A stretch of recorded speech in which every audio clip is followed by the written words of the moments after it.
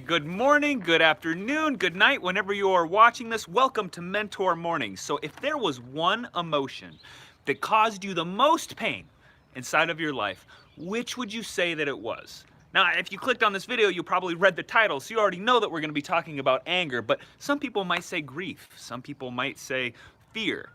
But really, when it comes down to it, being angry shades everything, doesn't it? When we feel that intense anger, so it's being angry, hot-headed, having a short fuse, all of these things that kind of comes down to when we talk about it. It talks about heat, fire, that burning sensation.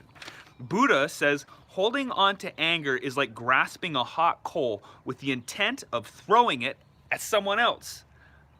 You are the one that gets burned.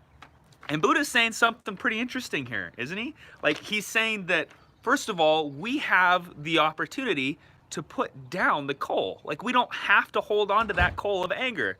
All right, guys, welcome to Mentor Mornings, where I talk about wisdom from people much wiser than myself to help fuel your journey and own your day. So if you appreciate this video, please hit the thumbs up. If you're not subscribed, do so and share this video with somebody you think it might help. So what we're talking about is anger. Buddha says we have the option to put it down. We have the option to throw it. We have the option to use it. We have the option to start a fire and keep ourselves warm. So what does overwhelming anger feel like?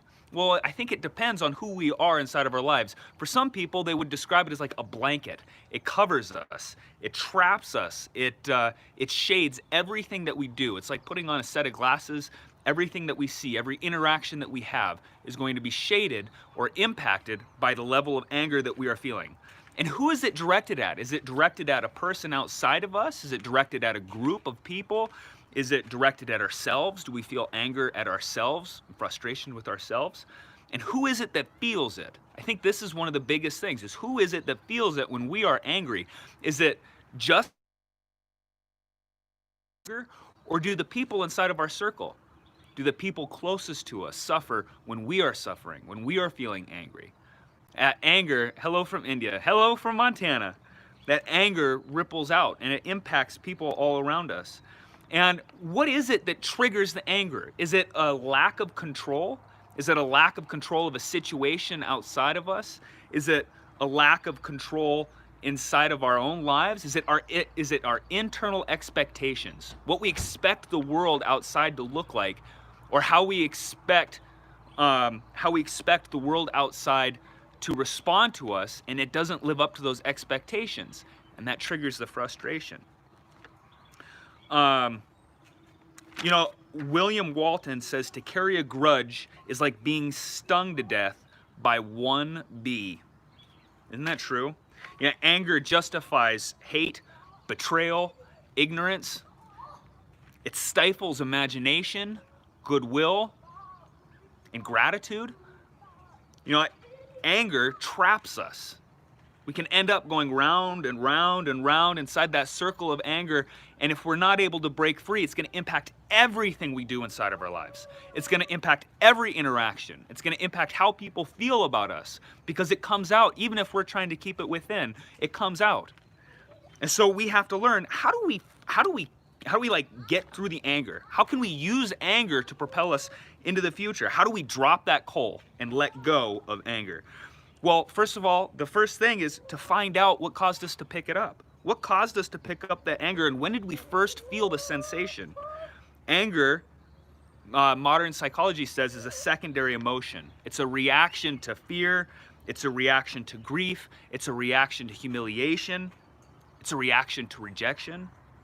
And so it's in our nature to move away from pain. Like all of those first initial emotions, those things are extremely painful.